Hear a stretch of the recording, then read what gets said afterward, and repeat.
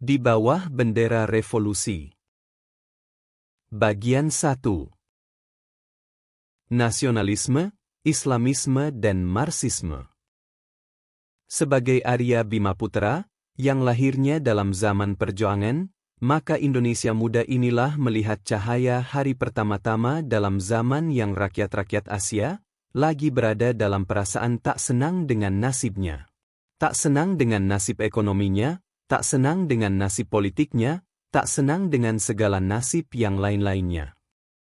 Zaman senang dengan apa adanya, sudahlah lalu.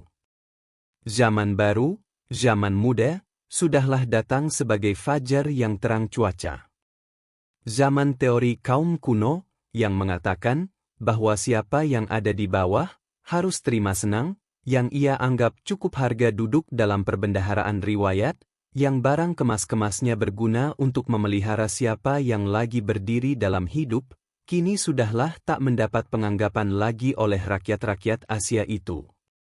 Pun makin lama makin tipislah kepercayaan rakyat-rakyat itu, bahwa rakyat-rakyat yang mempertuankannya itu adalah sebagai voogd yang kelak kemudian hari akan onvoogden mereka.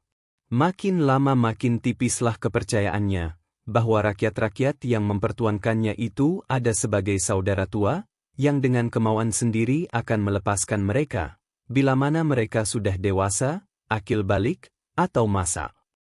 Sebab tipisnya kepercayaan itu adalah bersendi pengetahuan, bersendi keyakinan, bahwa yang menyebabkan kolonisasi itu bukanlah keinginan pada kemasyhuran, bukan keinginan melihat dunia asing, bukan keinginan merdeka, dan bukan pula oleh karena negeri rakyat yang menjalankan kolonisasi itu ada terlampau sesak oleh banyaknya penduduk. Sebagai yang telah diajarkan oleh Gustav Klemm, akan tetapi asalnya kolonisasi ialah teristimewa soal rezeki. Yang pertama-tama menyebabkan kolonisasi ialah hampir selamanya kekurangan bekal hidup dalam tanah airnya sendiri. Begitulah Dietrich Schaffer berkata, kekurangan rezeki, itulah yang menjadi sebab rakyat-rakyat Eropa mencari rezeki di negeri lain. Itulah pula yang menjadi sebab rakyat-rakyat itu menjajah negeri-negeri, di mana mereka bisa mendapat rezeki itu. Itulah pula yang membikin onvoogdingnya negeri-negeri jajahan oleh negeri-negeri yang menjajahnya itu, sebagai suatu barang yang sukar dipercayainya. Orang tak akan gampang-gampang melepaskan bakul nasinya, jika pelepasan bakul itu mendatangkan matinya. Begitulah, bertahun-tahun, berwindu-windu, rakyat-rakyat Eropa itu mempertuankan negeri-negeri Asia. Berwindu-windu rezeki-rezeki Asia masuk ke negerinya. Teristimewa Eropa Baratlah yang bukan main tambah kekayaannya. Begitulah tragisnya riwayat-riwayat negeri-negeri jajahan. Dan keinsyafan akan tragik inilah yang menyadarkan rakyat-rakyat jajahan itu. Sebab, walaupun lahirnya sudah Allah dan takluk, maka Spirit of Asia masihlah kekal. Roh Asia masih hidup sebagai api yang tiada padamnya. Keinsyafan akan tragik inilah pula yang sekarang menjadi nyawa pergerakan rakyat di Indonesia kita, yang walaupun dalam maksudnya sama, ada mempunyai 3 sifat, nasionalistis, Islamistis dan Marxistis lah adanya. Mempelajari, mencahari hubungan antara ketiga sifat itu, membuktikan bahwa 3 haluan ini dalam suatu negeri jajahan tak guna berseteruan satu sama lain, membuktikan pula bahwa ketiga gelombang ini bisa bekerja bersama-sama menjadi satu gelombang yang maha besar dan maha kuat, satu ombak taufan yang tak dapat ditahan terjangnya. Itulah kewajiban yang kita semua harus memikulnya. Akan hasil atau tidaknya kita menjalankan kewajiban yang seberat dan semulia itu, bukanlah kita yang menentukan. Akan tetapi, kita tidak boleh putus-putus berdaya upaya, tidak boleh habis-habis ikhtiar menjalankan kewajiban ikut mempersatukan gelombang-gelombang tahadi itu. Sebab kita yakin, bahwa persatuanlah yang kelak kemudian hari membawa kita ke arah terkabulnya impian kita. Indonesia, merdeka. Entah bagaimana tercapainya persatuan itu. Entah pula bagaimana rupanya persatuan itu. Akan tetapi tetaplah, bahwa kapal yang membawa kita ke Indonesia merdeka itu, ialah kapal persatuan adanya.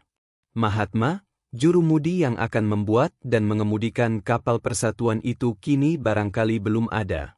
Akan tetapi yakinlah kita pula, bahwa kelak kemudian hari mustilah datang saatnya, yang Sang Mahatma itu berdiri di tengah kita. Itulah sebabnya kita dengan besar hati mempelajari dan ikut meratakan jalan yang menuju persatuan itu. Itulah maksudnya tulisan yang pendek ini. Nasionalisme, Islamisme dan Marxisme. Inilah azas-azas yang dipeluk oleh pergerakan-pergerakan rakyat di seluruh Asia. Inilah faham-faham yang menjadi rohnya pergerakan-pergerakan di Asia itu. Rohnya pula pergerakan-pergerakan di Indonesia kita ini. Partai Budi Utomo, marhum National Indische Partij yang kini masih hidup, Partai Sarekat Islam, Perserikatan Minahasa, Partai Komunis Indonesia, dan masih banyak partai-partai lain itu masing-masing mempunyai roh nasionalisme, roh Islamisme, atau roh Marxisme adanya. Dapatkah roh-roh ini dalam politik jajahan bekerja bersama-sama menjadi satu? Roh yang besar, roh persatuan yang akan membawa kita ke lapang kebesaran? Dapatkah dalam tanah jajahan pergerakan nasionalisme itu dirapatkan dengan pergerakan Islamisme yang pada hakikatnya tiada bangsa, dengan pergerakan Marxisme yang bersifat perjuangan internasional? Dapatkah Islamisme itu, ialah sesuatu agama, dalam politik jajahan bekerja bersama-sama dengan nasionalisme yang mementingkan bangsa, dengan materialismenya Marxisme yang mengajar perbendaan? Akan hasilkah usaha kita merapatkan Budi Utomo yang begitu sabar halus, gematik, dengan Partai Komunis Indonesia yang begitu keras sepaknya, begitu radikal militan terjangnya? Budi Utomo yang begitu evolusioner, dan Partai Komunis Indonesia, yang walaupun kecil sekali, oleh musuh-musuhnya begitu didesak dan dirintangi, oleh sebab rupa-rupanya musuh-musuh itu yakin akan peringatan Al-Karthil, bahwa yang mendatangkan pemberontakan-pemberontakan itu biasanya bagian-bagian yang terkecil, dan bagian-bagian yang terkecil sekali.